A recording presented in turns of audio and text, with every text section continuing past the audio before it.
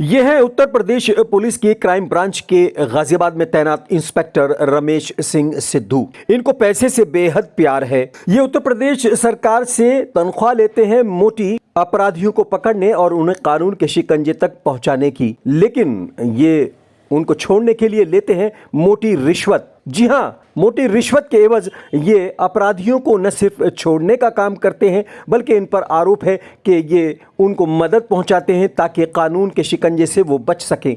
Ghaziabad commissionerate के अंतर्गत स्थानीय पुलिस को एक सूचना प्राप्त हुई थी। क्राइम ब्रांच में नियुक्त इंस्पेक्टर रमेश सिद्धू के द्वारा मुकदमा अपराध संख्या 691/25 के अंतर्गत अपराधी को अनुचित लाभ देने के उद्देश्य से उससे कुछ नगद धनराशि की मांग की गई है और उससे पैसे लिए गए।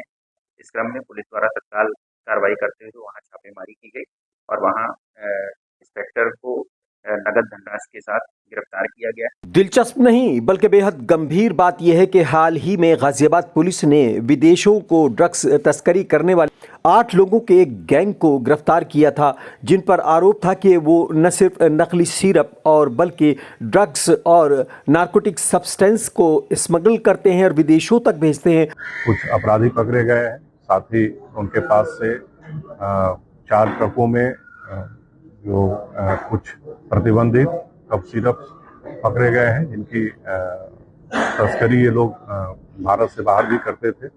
और जो 8 लोग हैं वो पकड़े गए हैं।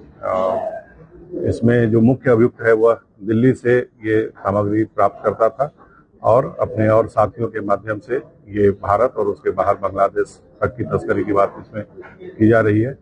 जो बरामदगी है उसमें 4 ट्रक और 4 ट्रक में 1,57,350 जो है वो कफ सिरप, जिसमें 2 ब्रांड के कफ सिरप हैं। एक इसमें एसकफ और दूसरा फेंसिडिल ब्रांड के ये कफ सिरप हैं, जो एक सीमित मात्रा से अधिक मात्रा में इसका परिवहन या इसका भंडारण नहीं किया जा सकता है।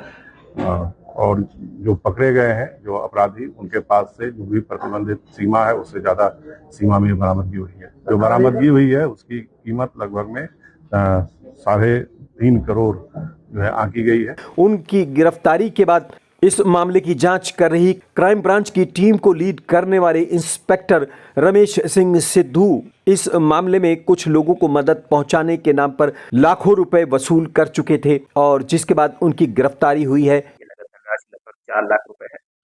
प्रकरण में सिहानी गेट थाना के अंतर्गत भ्रष्टाचार निवारण अधिनियम के अंतर्गत सुसंबद्ध धाराओं में मुकदमा पंजीकृत किया गया है।